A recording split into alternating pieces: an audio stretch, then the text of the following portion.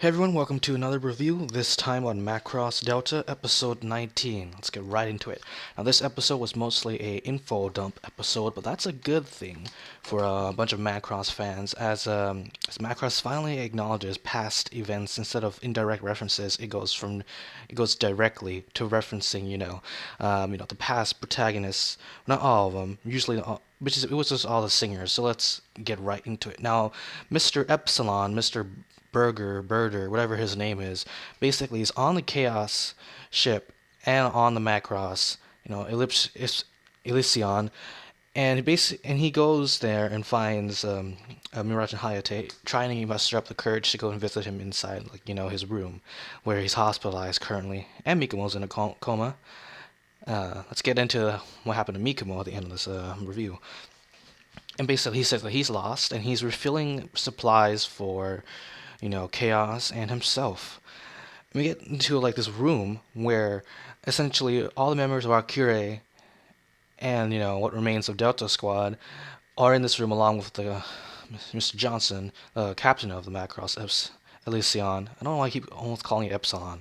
It's almost the same. But anyways, and he basically goes on this long explanation, a lengthy theoretical hypothesis information thing, showcasing how music is just much more than just music, and that the proto-culture genetically engineered the power of music to be that powerful into the genetic code of every humanoid being, which is essentially everybody in the current galaxy, and probably others of the proto-culture was that big. I'm not too sure about probably not the universe, but this galaxy, and that instead of attributing the effects of culture shock to the first superdimensional fortress Macross, that it was actually the coding of music having an adverse effect on humanoid races created by the protoculture, and that this was all of the protoculture's designs. If you were to go venture into Macross Plus, the AI Sharon Apple managed to control people,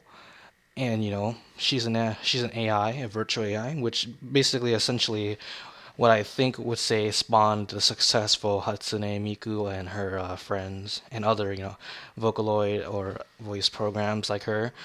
And that Sharon Apple matched you, as I've watched Plus, and I watched most of them except for Macross 2, which is on canon, by the way. I was like, okay, so that explains how she was able to, control the city of, the city of Macross City.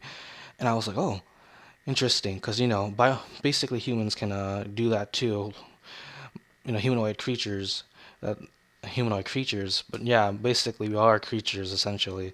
And it just goes to show how the proto-culture was using music as a weapon to basically, and the Epsilon guy, Mr. Birder, whatever his name is, I forgot. They only say his name like once or twice.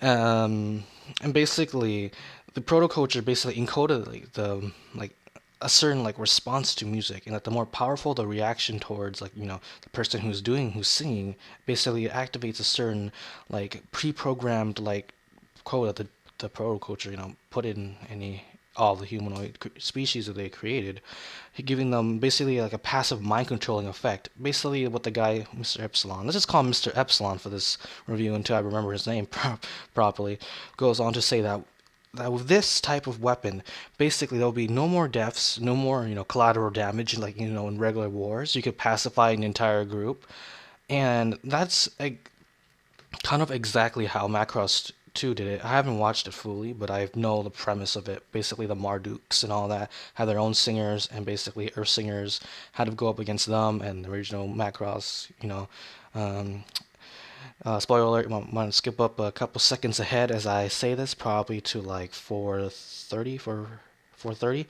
It's destroyed and wrecked because of the Marduk's ability.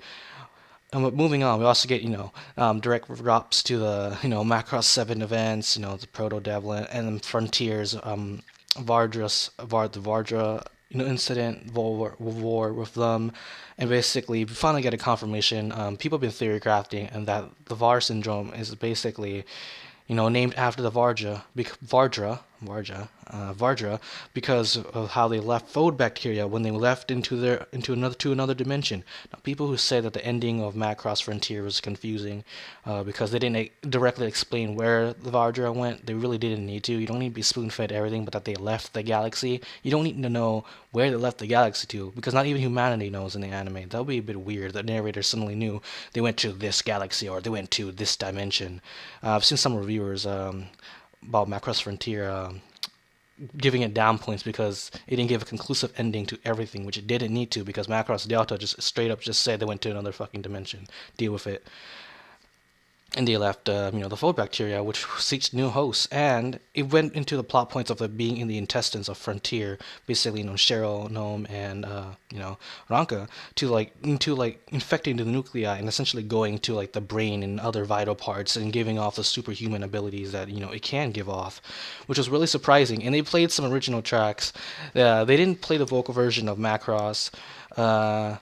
They played, what was that one song for Firebomber? I forgot its name. There's just so many that Firebomber had. And they also played Lion for when they shut off Frontier and when they shut off Minmay. Oh man, do you remember Love? I was just like nostalgic freaking out. I was just like, oh man, this song. Though the audio was surprisingly muffled. I was a bit surprised at how when they did the songs. I don't know why. I'm guessing maybe copyright issues. I'm guessing the original singer for the original Macross song is dead, so they didn't want to include the vocal track because it would have been a bit more expensive. But I still got goosebumps when I was hearing the original Macross theme song. We also get confirmation that Lady M is working on a weapon that, since basically he came to the theory, to the hypothesis, or almost a complete theory of the music being a weapon. Lady M has come to the theory of that, so she's following the same lines as Mr. Epsilon here. Maybe she's working in cahoots with him, or as like a rival, since he's basically a company himself, and Lady M could be running her own company. Could be based off of the frontier of the galaxy of the Macross galaxy, research and all that. But we also get a hint that Mikumo is probably her Lady M's ultimate weapon and an android, as she was inside that tube. Or she could also be, a protoculture survivor, or something. The lines are really blurred. It could be a deterrent to throw us off, but that could be the case that she could be an android. As Macross Frontier had androids, was it Cheryl as the manager? Creepy lady. But yeah, we also get a new song, kind of not a new song. This song played for like a couple seconds in like some of the earlier episodes before this, probably like 15, 16, or it could be something entirely new. And I accidentally watched a preview of them showcasing the songs. But yeah, it was the song they played at the end was really, really good.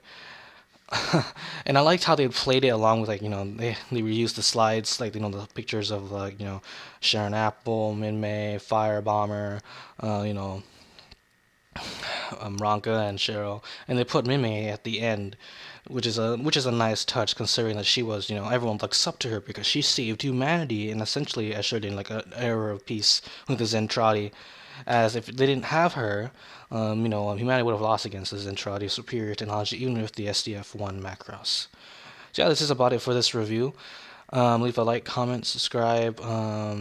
Comment down in the comment section if you want to tell me anything extra that I missed, or just give me helpful tips. And this is me, Ryamo, signing off. You guys and gals have a nice, wonderful day, night, evening, morning, midnight, wherever you are.